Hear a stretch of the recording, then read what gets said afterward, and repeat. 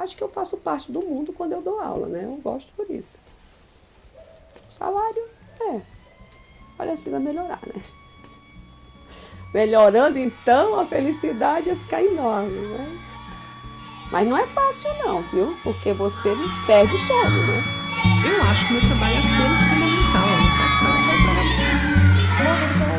Mas não é fácil não, viu? Porque você perde o sono. Já mandou ofício, mandou muita coisa. Eu era há muito tempo na escola aqui pertinho com o Oswaldo Gil, foi inaugurada em 2005. É tudo que não deveria ser feito. A rua de trás é a Boris Kaufmann, que passa vários caminhões, e as janelas da escola elas estão viradas para essa rua.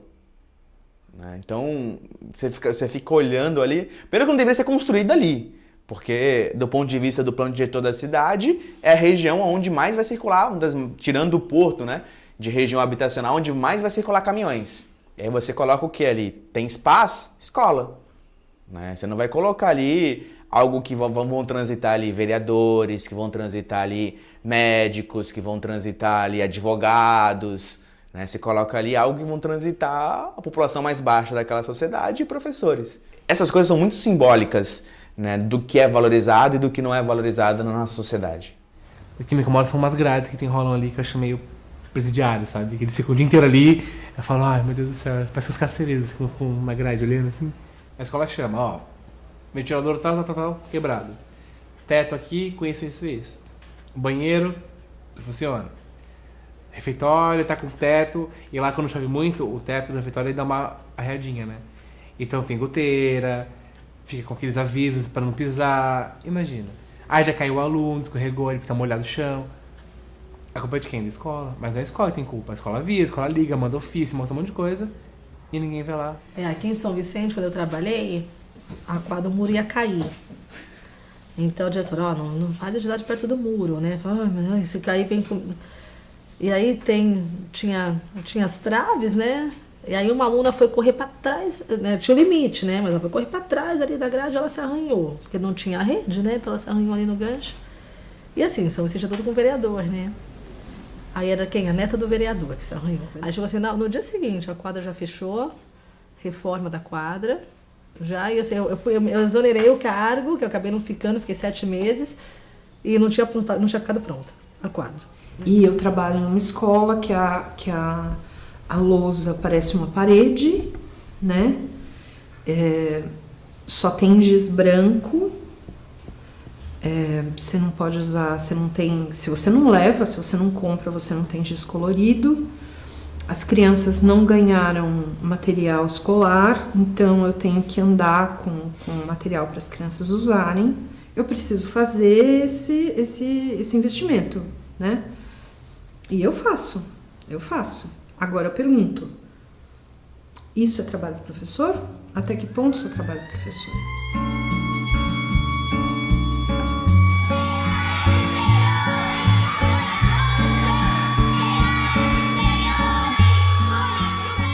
Também os exemplares de livros são muito antigos. Não sei o que é feito porque o governo do estado manda, né?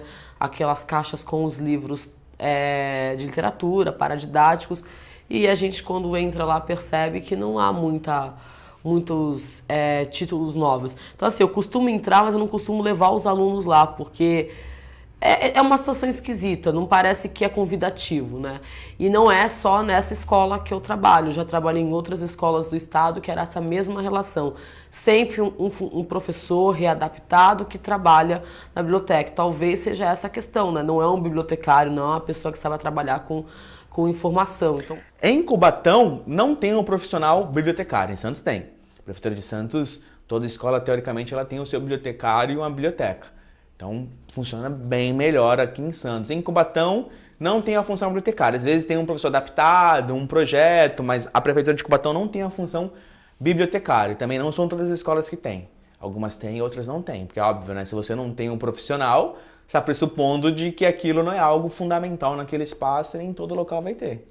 O nosso não chega a ser um bibliotecário, mas é alguém que foi formado para a função. Né? Então não tem lá não tem as atribuições de um bibliotecário, mas ele está lá para cuidar do acervo, para fazer essa parte dos empréstimos, a parte técnica administrativa ali da biblioteca, porque aí é o professor que faz a mediação dentro desse espaço. Alguns projetos de biblioteca em Santos não funcionam, é apenas um lugar de pegar livro ou deixar os alunos que deram o trabalho terminar a atividade dentro, né, na biblioteca, mas esse não é o objetivo. A biblioteca é um espaço também de pesquisa. Não, assim, a gente não pode usar mais o termo biblioteca. Não, porque biblioteca, a pessoa que sentar lá, ela vai se tornar um bibliotecário. E aí vão causar danos trabalhistas para o Estado. Então, eu tenho sala de leitura. A sala de leituras deveria ser um lugar confortável e bem aconchegante. Não, são prateleiras com livros e mesas redondas. E eu não tenho um profissional para ficar lá. Porque quem pode estar nessa sala? Um candidato F, que é o estável, né, no Estado, ou um readaptado. A maioria dos professores readaptados, no seu rol de atividade, tem que ele não pode ter contato com o aluno. Então, eu não posso colocar na sala de leitura. A escola, principalmente brasileira, ela tem um histórico de fechar suas portas, né? Ou ir diminuindo o tamanho da porta de tal forma que poucos passem para o próximo nível. O pessoal fala, é progressão continuada, é ruim, aluno não aprende mais, não aprendia antes. Antes não aprendia e a escola botava para fora via repetência. O que acontece hoje? O aluno continua não aprendendo, só que o cara tem que ficar dentro da escola. E aí ele é excluído dentro da escola. A gente chega no 6º ano, por exemplo, que não sabe escrever. E você fala, como que você chegou no 6º ano sem saber escrever? Sabe, sem saber ler. E foi passando. E você vê que a idade tá certinha, sabe? A idade junto com o ano da escola, né? Você vê que tipo, ele não repetiu nenhum ano, ele continua passando por passar. Porque do jeito que fazem, você tem que escolher os 20%, e às vezes tem aluno que necessitaria mais um ano, porque perdeu por isso, porque não estava maduro, porque não estava, não desenvolveu essa habilidade. Teve algumas questões que não ficou clara para ele. Porque para eles é uma linha de produção, essa linha tem que andar. Enquanto for assim, eles vão tratar a repetência dessa forma. A repetência não pode travar a linha de produção. Isso aí tem que andar. Porque se travar, a gente tem que construir mais sala, tem que construir mais escola, tem que contratar mais professor, tem que adaptar a rede para isso, né? Então você acaba produzindo um número irreal e aí todo o sistema educacional é sugerido, convocado, mais ou menos explicitamente ou implicitamente, dependendo do caso, a fazer parte de uma grande farsa. Nós estamos no estado mais rico do país e a gente vê algumas deficiências, né? Algumas prioridades não são atendidas. E os investimentos, quando vêm, eles vêm muitas vezes voltados para a parte de material permanente, né? Questão de mobília, questão de ventiladores, e às vezes a parte pedagógica fica um pouco deficiente. Então, acredito que se o investimento fosse pleno, quais as deficiências existentes? Vamos sanar essas deficiências? A questão da educação elas não seria um problema. Então eu acho isso tudo muito assustador. E eu acho muito assustador que as pessoas achem que isso é natural. As crianças, elas chegam e elas nem se perguntam por que eu tenho que ir caçar cadeira pela escola? Por que eu tenho que caçar carteira por aí? Né? Naturalizou-se um relacionamento com a gestão que não era para ser naturalizado. As crianças tinham que ter essas coisas, tinham que ter acesso ao mobiliário, tinham que ter acesso aos laboratórios, tinham que ter condição de fazer uma aula, de ter uma aula com suporte digital, e tudo isso tinha que acontecer, não está acontecendo, e as pessoas não se perguntam por quê. Nem os pais, nem as crianças, nem os professores. Alguma coisa muito estranha está acontecendo.